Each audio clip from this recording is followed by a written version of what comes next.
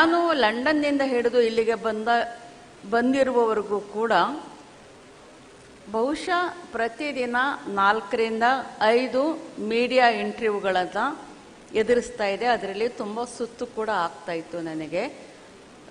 Booker ಮರುದಿನ ಅಂತೂ ಸುಮಾರು 8 ಇಂಟರ್ವ್ಯೂಗಳನ್ನು, ಅಂದರೆ ಸುಮಾರು 8 ರಿಂದ 10 ಗಂಟೆಗಳ ಕಾಲ ನಾನು ಇಂಟರ್ವ್ಯೂಗಳನ್ನು ಕೊಟ್ಟೆ.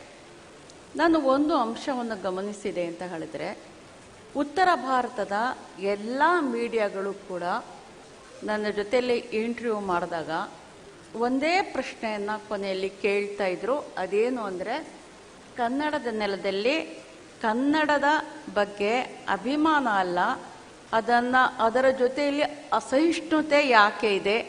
ನಾನು ಹಿಂದಿ ಮೀಡಿಯಾದ ಜೊತೆಯಲ್ಲಿ ಮಾತನಾಡುವಾಗ ಹಿಂದಿಯಲ್ಲಿ ಮಾತನಾಡ್ತಿದ್ದೆ. ಆಗ ಅವ್ರು ಕೇಳಿದರು, ಅಯ್ಯೋ ನೀವು ಹಿಂದಿಯಲ್ಲಿ ಮಾತಾಡ್ತಾ ಇದೆಯಲ್ಲ, ನೀವು ವಾಪಸ್ ಹೋಗ್ಬೋದಾ ನಿಮ್ಮೂರಿಗೆ, ಹಿಂದಿಯಲ್ಲಿ ಮಾತಾಡಿ ಅಂತ ಈ ಥರ ಎಲ್ಲ ಮಾತಾಡ್ತಾ ಇದ್ರು. ಈ ಥರ ಎಲ್ಲ ಪ್ರಶ್ನೆಗಳನ್ನ ಕೇಳ್ತಾ ಇದ್ರು. ನಾನು ಅವ್ರಿಗೆ ಏನು ಸೂಕ್ತ ಉತ್ತರಗಳನ್ನ ಕೊಡ್ತಾ ಇದ್ದೆ, ಅದನ್ನು ಕೊಡ್ತಾ ಇದ್ದೆ. ನಾನು ಅವ್ರಿಗೆ ಹೇಳ್ತಾ ಇದ್ದೆ, ನೀವು ಕನ್ನಡದ ಬಗ್ಗೆ ಈ ರೀತಿಯ ನಿಲುವನ್ನು ತಳಿತಕ್ಕಂಥದ್ದು ತಪ್ಪು. ಕನ್ನಡದಷ್ಟು ಸಹಿಷ್ಣುತೆಯನ್ನು ಹೊಂದಿರತಕ್ಕಂಥ ಭಾಷೆಯನ್ನು ನಾನು ಇದುವರೆಗೂ ನೋಡಿಲ್ಲ. ಅದಕ್ಕೆ ಕನ್ನಡದ ಸಂಸ್ಕೃತಿ ಕೂಡ ಬಹಳ ಮುಖ್ಯ ಕಾರಣ ಆಗಿದೆ.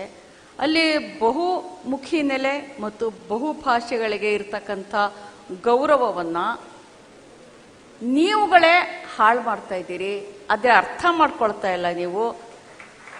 ಇದನ್ನು ದಯವಿಟ್ಟು ನೀವುಗಳು ಅರ್ಥ ಮಾಡ್ಕೊಳ್ಳಿ ಅಂತ ಅವ್ರಿಗೆ ನಾನು ತಿಳಿ ಹೇಳ್ತಾ ಇದ್ದೆ. ಹೀಗೆ ಈ ವಿಷಯದಲ್ಲಿ ಕನ್ನಡದ ನಿಲುವನ್ನು ಸ್ಪಷ್ಟಪಡಿಸಬೇಕಾದಂಥ ಒಂದು ಅವಶ್ಯಕತೆ ಬಾರಿಗೆ ಬರ್ತಾ ಇದೆ, ಮತ್ತದು ಭಾವನಾತ್ಮಕವಾದಂಥ ನೆಲೆಯಲ್ಲಿ ಬರ್ತಾ ಇದೆ ಅನ್ನೋದನ್ನು ಹೇಳ್ತಾ, 8 ಜ್ಞಾನಪೀಠ ಮತ್ತು 1 ಬುಕ್ಕರ್ನೊಂದಿಗೆ ಬಹುತ್ವ ಮತ್ತು ಸಾಮರಸ್ಯದ ಜೀವಂತ ಭಾಷೆ ಎಲ್ಲ ದ್ರಾವಿಡ ಭಾಷೆಗಳೊಡನೆ ಸಹೋದರಿತ್ವದ ಸಂಬಂಧವನ್ನು ಹೊಂದಿದೆ ಅಂತ ಈ ಪ್ರಶ್ನೆಗಳನ್ನು ಕೇಳೋರಿಗೆ ನಾನು ಹೇಳಲಿಕ್ಕೆ ಇಷ್ಟಪಡ್ತೀನಿ. ಇದು ಸಾಮಾನ್ಯ ಅಲ್ಲ. 2 ಜ್ಞಾನಪೀಠ ಪ್ರಶಸ್ತಿಗಳಿಗೇನೆ ಸುಸ್ತಾಗಿರ್ತಕ್ಕಂಥ ಭಾಷೆಗಳನ್ನ ನಾವು ನೋಡ್ತಾ ಇದ್ದೀವಿ. ಅದರಲ್ಲಿ 8 ಜ್ಞಾನಪೀಠ ಪ್ರಶಸ್ತಿಗಳು ಪ್ಲಸ್ 1 ಬುಕ್ಕರ್. ಇದು ಸುಲಭದ ಮಾತಲ್ಲ.